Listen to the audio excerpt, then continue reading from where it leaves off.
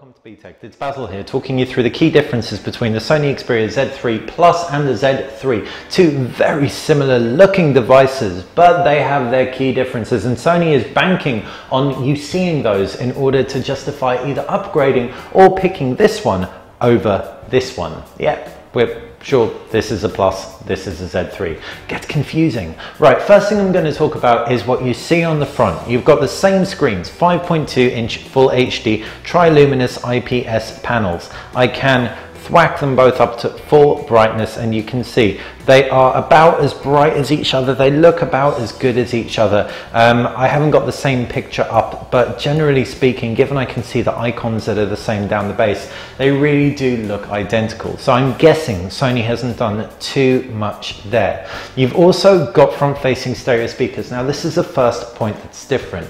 If I bring the Z3 Plus into frame, you can see these are beautifully hidden underneath the hood, right here between the seam of the metal frame and the glass panel. As for the Sony Xperia Z3, these are much more evident right there.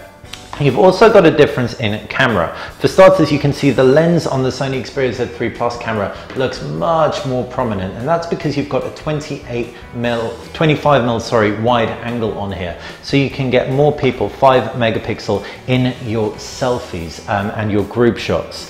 That's it for what's going on the front. As far as the right hand side goes, the two are identical. You have power button, volume rocker and camera button, but there is one key difference. You can see on the Sony Xperia Z3, you have a flap for your micro SD and micro SIM card slot. You've also got a flap on the left hand side, and that's for your power connector. You've also got a magnetic dock connector as well down at the base. So ultimately you've got a lot going on. What Sony's done with the Z3 Plus is they have streamlined it. So while this is an incremental upgrade, it is also a pretty huge one in terms of shared styling. We don't have the magnetic dock connector on the Z3 Plus. This is the first Xperia Z series device that doesn't have a magnetic dock connector aside from the Z4 tablet.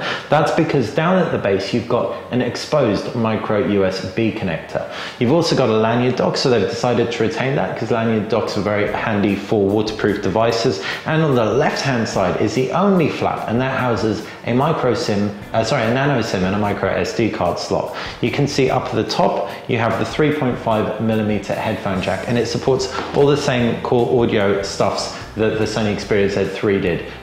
So ultimately, design-wise, you can see they are the key differences. There is no difference whatsoever in terms of what is going on around the back, aside from, you may be able to spot with your eagle eyes, the color. We've got a kind of aqua blue color, which is a new addition illustrating the differences right there. You've got this green version right here of the Z3.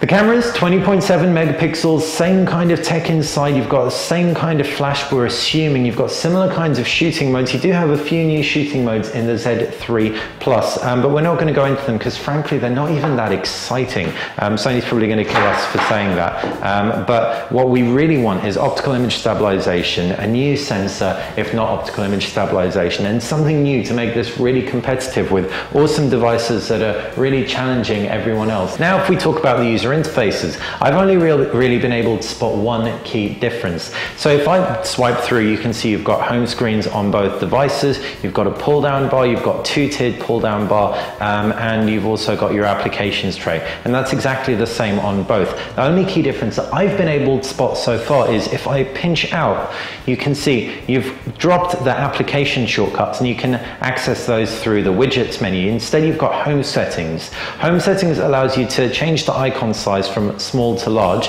so we can drop it to small and you can see the icons have just gotten a bit smaller. But the other one is the one that I really like, and that is, change that back to large, auto rotate on home screen. So now I can orient my home screen this way and browse like so. I use the Microsoft keyboard dock when typing.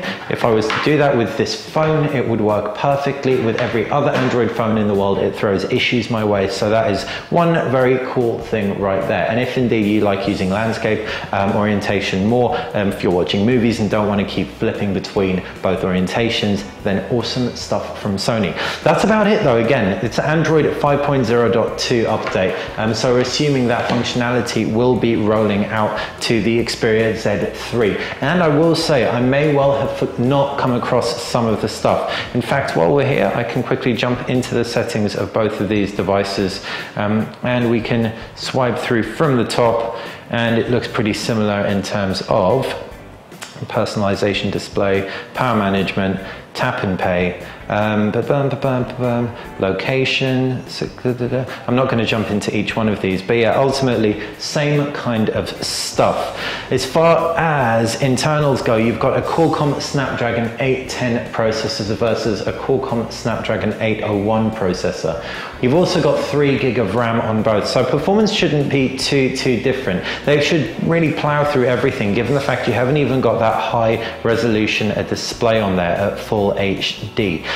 In addition, 16 gig internal memory on the UK release of the Xperia Z3, 32 gig or up to 32 gig on the Z3 Plus, and this is probably the best thing in the world for me personally. Again, I like to game a lot on my phone. Installing like 6 games or something killed my Xperia Z3, as well as all the 4K footage you can shoot, and of course the photographs too. The Sony Xperia Z3 Plus will be well able to handle those as well. It's got micro SD expandability, so you can thwack an SD card in and get more storage than you will know what to do with.